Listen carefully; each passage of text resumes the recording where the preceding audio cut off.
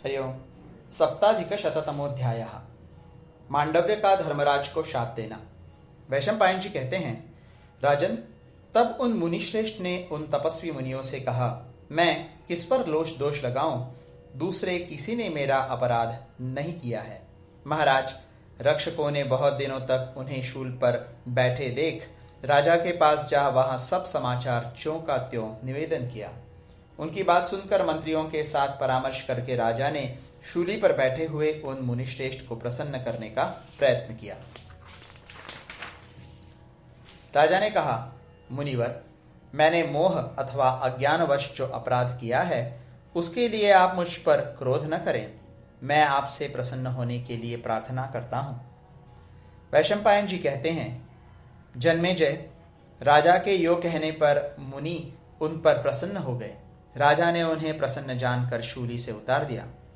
नीचे उतारकर उन्होंने शूल के अग्रभाग के सहारे उनके शरीर के भीतर से शूल को निकालने के लिए खींचकर निकालने में असफल होने पर उन्होंने उस शूल को मूल भाग में काट दिया। तब से वे मुनि शूलाग्र भाग को अपने शरीर के भीतर लिए हुए ही विचरने लगे। उस अत्यंत घोर तपस्या के द्वारा महर्षि ने ऐसे पुण्य लोकों पर विजय पाई जो दूसरों के लिए दुर्लभ है। अणि कहते हैं, शूल के अग्रभाग को उससे युक्त होने के कारण वे मुनि तभी से सभी लोकों में अणि मांडव्य कहलाने लगे।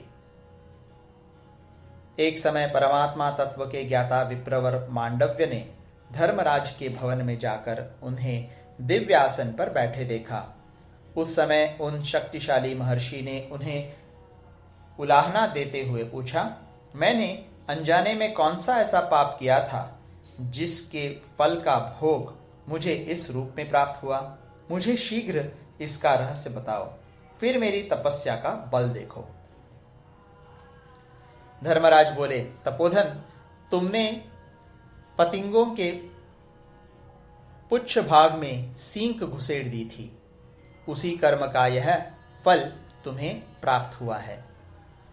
विप्रर्षे, जैसे थोड़ा सा भी किया हुआ दान कई गुना फल देने वाला होता है, वैसे ही अधर्म भी बहुत दुख रूप फल देने वाला होता है। अच्छा, आणी मांडव्य ने पूछा, अच्छा तो ठीक ठीक बताओ, मैंने किस समय किस आयु में वह पाप किया था? धर्मराज ने उत्तर दिया, बाल्यावस्था में तुम्हारे द्वारा यह पाप हुआ था।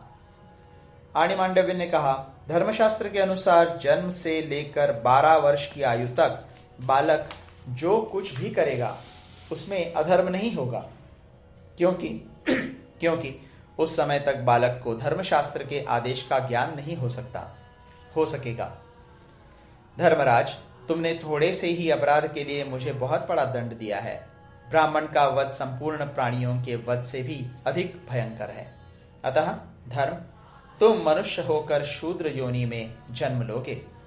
आज से संसार में मैं धर्म के फल को प्रकट करने वाली मर्यादा स्थापित करता हूं।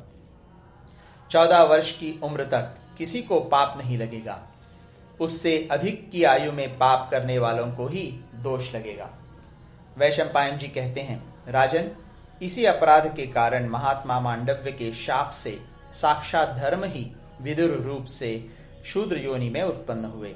वे धर्मशास्त्र एवं अर्थशास्त्र के पंडित, लोभ और क्रोध से रहित, दीर्घदर्शी, शांतिपरायण तथा कौरवों के हित में तत्पर रहने वाले थे।